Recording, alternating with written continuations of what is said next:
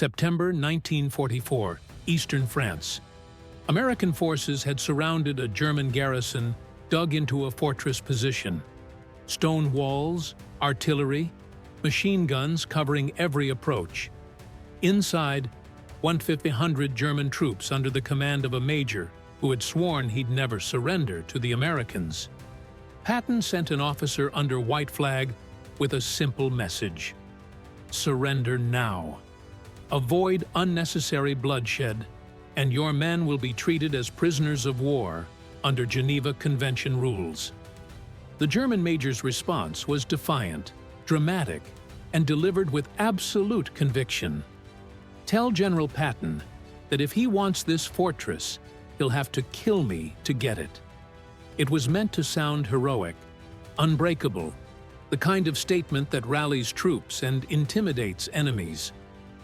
Patton's response was 4 words: "I can arrange that." What happened next wasn't a siege. It wasn't a prolonged battle.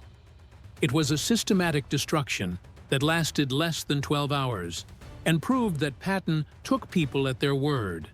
If you want to see what happens when you dare Patton to do exactly what he was planning anyway, hit subscribe right now. The German position wasn't some makeshift defensive line. It was an actual fortress, one of dozens the French had built in previous centuries that dotted the countryside. Thick stone walls, natural defensive advantages on high ground, limited approaches that could be covered by interlocking fields of fire, underground chambers that could withstand artillery, a well that provided water. The major commanding the garrison had about 1,500 troops, a mix of Wehrmacht infantry, some artillery crews, and a handful of officers from various units that had retreated into the fortress as American forces advanced. On paper, the position was formidable. Taking it by frontal assault would be costly. A siege could last weeks. The smart play might be to bypass it entirely, leave a screening force, and continue the advance. But this fortress sat on a key road junction. Leaving it in German hands meant American supply convoys would have to take longer alternate routes. It was an obstacle that needed to be eliminated. Patton's preference was always the same: offer surrender first, not out of mercy, though he wasn't unnecessarily cruel, but out of efficiency. A surrendered position costs no American casualties and takes no time. A fought-over position costs both. So he sent his ultimatum: standard terms, surrender, be treated well, go to a P camp, survive the war. Your alternative is a fight you cannot win that will cost lives on both sides. The German major refused, but his refusal was more than just no. He made it personal. He invoked honor, duty, and his oath to never surrender. And he challenged Patton directly: "If you want this fortress, you'll have to kill me to get it." Other commanders might have seen this as an opening for negotiation, maybe offer better terms, maybe try to persuade the major that surrender wasn't dishonorable given the circumstances. Patton saw it differently. The major had stated his terms clearly. He wanted to die defending the fortress. Patton was simply going to grant his wish efficiently and overwhelmingly. When the messenger returned with the major's defiant statement, Patton's staff expected frustration, maybe anger, perhaps orders to bypass the fortress and come back to it later. Instead, Patton was almost matter-of-fact. According to accounts from officers present, his response was chillingly pragmatic. The major says, "We have to kill him. Let's not disappoint him." Then he started issuing orders, precise, comprehensive, designed to accomplish exactly what the major had challenged him to do, but in the most efficient way possible. First, Patton ordered a complete encirclement. Not just blocking the roads, a total seal. No one in or out. Cut the water supply if possible. The fortress was strong, but the Germans inside still needed supplies, water, and eventually reinforcements. They'd get none of those things. Second, He ordered every heavy artillery piece within range to register on the fortress. Not a random bombardment, precise targeting. Stone walls might stop small arms, but they wouldn't stop 155 mm shells. Underground chambers might protect against shrapnel, but direct hits would collapse them. Third, he ordered air support, not fighter bombers dropping area bombs, tank-busting aircraft with precision munitions targeting specific structures within the fortress complex, the major's command post, the artillery positions, the ammunition storage. Finally, and this showed Patton's attention to psychological warfare, he ordered loudspeakers brought up. The Germans inside would be told exactly what was coming, not as a threat, as a schedule. At this hour, artillery bombardment. At this hour, airstrikes. At this hour, assault. Give them time to think. Give them time to realize their commander's heroic stance was going to get them all killed. Finally, Patton made it clear to his own commanders this wasn't going to be a careful, casualty-averse operation. The major wanted a fight.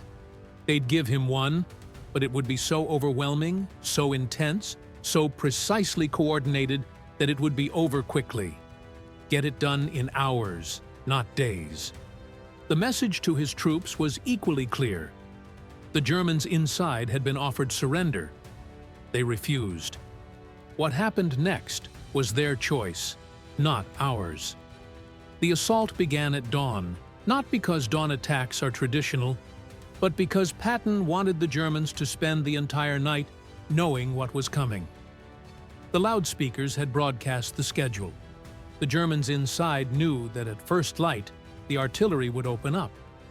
They had hours to think about it, hours for the less fanatical soldiers to question their major's decision, hours for doubt to spread. When the sun rose, the artillery commenced exactly on schedule. Not random fire, coordinated barges targeting specific sections of the fortress walls. The goal wasn't just to damage, it was to methodically dismantle the defensive positions. The fortress had stone walls several feet thick. They'd withstand a lot. But Patton had brought up heavy guns specifically to deal with fortifications. Shell after shell slammed into the same sections of wall, opening breaches, creating weak points, exposing the interior. German artillery tried to respond, but American counter-B fire was immediate and precise. German guns would fire, and within minutes, American shells were landing on their positions. German crews quickly learned that shooting back meant death. After 2 hours of artillery, the airstrikes began. P-47 Thunderbolts, carrying 500-pound bombs, not carpet bombing. Precision strikes on identified targets. The major's command post took 3 direct hits. The ammunition storage was hit, causing secondary explosions that rocked the entire fortress. The main gate was blasted off its hinges. Through all of this, the loudspeakers continued broadcasting, describing what was happening, announcing what would come next, offering a final chance to surrender before the ground assault, making it clear that anyone who wanted to live could walk out with hands up and would be treated well. Some did. Small groups of German soldiers began surrendering. First a few, then dozens. They'd slip out of damaged sections of wall with hands up, walking toward American lines, choosing life over their major's oath. The major tried to maintain order. He had soldiers who tried to surrender shot as traitors. But this only accelerated the collapse of morale. Troops realized they were trapped between American firepower and their own fanatical commander. By mid-morning, the fortress was a wreck. Walls breached in multiple places. Artillery positions destroyed. The command structure shattered by the precision strikes on the major's headquarters. And then American infantry attacked, not from one direction, from every breach in the walls simultaneously. Sherman tanks rolled up to point blank range and fired directly into openings. Flamethrowers cleared bunkers. Engineers used explosives to collapse remaining strong points. But here's the remarkable thing. It wasn't the chaotic urban warfare that fortress assaults usually became. It was systematic, almost mechanical, because Patton's preparation had been so thorough that there wasn't much left to fight. German resistance was scattered and disorganized. Small groups fought briefly, then surrendered. The major's threats to shoot deserters had failed. There was no coherent command structure left to enforce them. American forces moved through the fortress section by section. Loudspeakers followed them, broadcasting surrender appeals in German, offering safety to anyone who laid down weapons, making it clear that continued resistance was suicide, not heroism. The major himself was found in what remained of his command bunker. He barricaded himself with a handful of loyal troops. When Americans breached the position, he reportedly aimed his pistol at them. An American sergeant shot him. Not dramatically, not after a speech, just professionally ended the threat. The major had said Patton would have to kill him. That's exactly what happened. The handful of soldiers with the major immediately surrendered. They'd followed orders to the end, but once their commander was dead, they had no interest in dying too. The entire operation from the start of the bombardment to the final German surrender took less than 12 hours. American casualties were minimal. A few wounded from sporadic German fire, none killed. The systematic preparation and overwhelming firepower had made the actual fighting almost anticlimactic. German casualties were significant. The major was dead, as promised. About 200 other German soldiers were killed, mostly in the bombardment or during the final assault. Another 300 were wounded. The remaining 1,000 surrendered. When American intelligence officers examined the fortress after the battle, they found evidence of how close the major had come to losing control even before the assault. Notes from junior officers questioning the decision to fight, soldiers who'd been executed for attempting to surrender, signs that morale had collapsed days before the actual battle. The major believed his defiance would inspire his troops.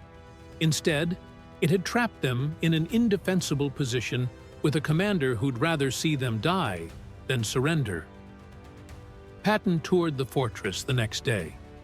According to officers with him, he showed no satisfaction, no gloating. He was matter of fact, the major said. We'd have to kill him. We did. That's what happens when you challenge people to do what they were planning to do anyway. But Patton also made a point during that tour.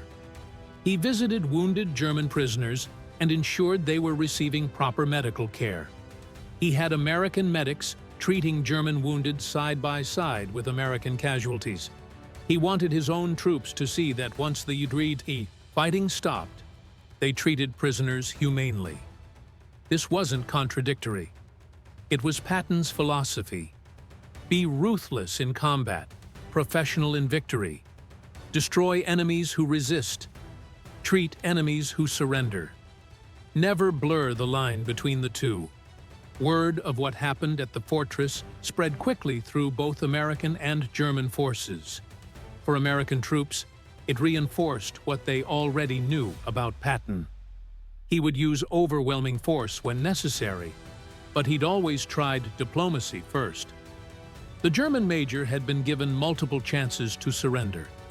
His death was the result of his own choice, not American brutality. For German forces, the message was more complex and more chilling. The story wasn't just that the fortress fell. Fortresses fell all the time. It was how completely and systematically it fell.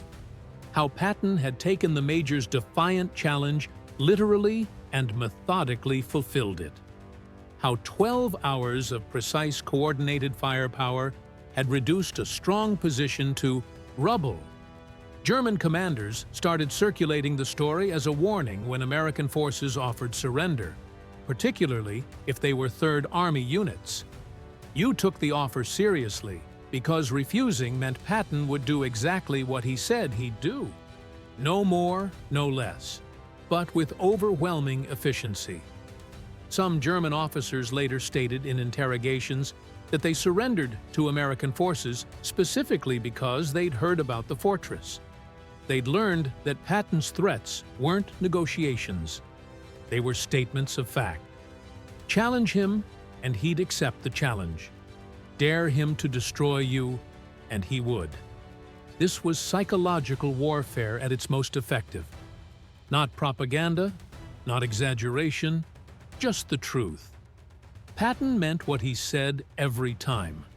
The fortress battle also reinforced something German intelligence had noted about American tactical doctrine under Patton. Americans would use maximum force when needed, but they'd also show restraint when possible. They weren't randomly brutal. They were predictably brutal only to enemies who chose to fight. This predictability was almost more terrifying than random violence. You knew exactly what would happen if you refused surrender. You knew exactly how Patton would respond to defiance. The choice was yours, and so were the consequences. Looking back at the fortress battle, it's worth considering what the German major's defiance actually accomplished. He'd wanted to defend German honor, to show that not all were mocked officers would surrender meekly to make the Americans pay a price for their advance. What he actually did was get 200 of his men killed, 300 wounded, and the remaining thousands sent to P camps for a position that held for less than a day and delayed Patton's advance by maybe 12 hours. If he'd accepted the initial surrender offer, all 1,500 of his troops would have survived. They'd have spent the rest of the war in relatively safe P camps. Many would have gone home to their families after the war ended. Instead, hundreds died or were maimed. And for what? The fortress fell anyway. The road junction was in American hands by nightfall. Patton's advance continued without meaningful delay. This is the brutal arithmetic of war that some idealistic commanders sometimes forget. Heroic last stands make good stories, but they don't change outcomes when you're facing overwhelming force. They just increase casualties. The major had thought his defiance would matter, that his willingness to die would inspire his troops and maybe make the Americans think twice. But Patton didn't think twice. He just applied more force. There's a leadership lesson here that applies beyond military contexts. When you make dramatic statements, "You'll have to kill me over my dead body. I'll never surrender," you'd better be prepared for your opponent to take you literally, because some people will. Patton was one of those people.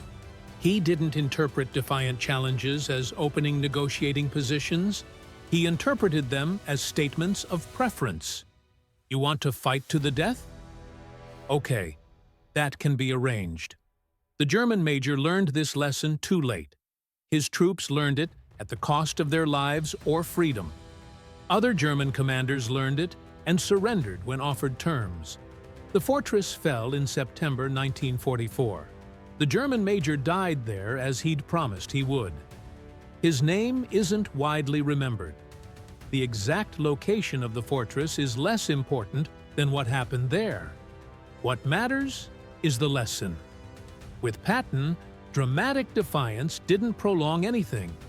It just changed the intensity of what came next.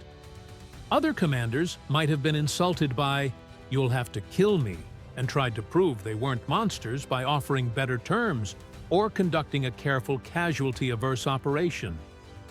Patton simply took it as a statement of preference and acted accordingly. There's something almost coldly logical about this. The major stated his terms only death would make him surrender. Patton provided those terms efficiently and professionally. The major got exactly what he'd asked for. For modern viewers, this raises uncomfortable questions. Should Patton have tried harder to persuade the major? Should he have been more reluctant to kill someone who was essentially committing suicide by soldier? Or was Patton right to take people at their word and not waste time on those who'd made their choice? Is there something almost respectful about granting someone their stated wish, even when that wish is death? The answer probably depends on your view of leadership and responsibility. What's undeniable is the outcome. The major said, "You'll have to kill me." Patton did. And every other German commander who heard the story learned to be very careful about what they said to American negotiators. Because with Patton, challenges weren't deterrence, they were permission. Do you think Patton should have tried harder to avoid killing the major? Or was the major's death his own responsibility? Drop your thoughts in the comments. And if you want more stories about leadership, responsibility, and the consequences of dramatic statements, subscribe now. See you next time.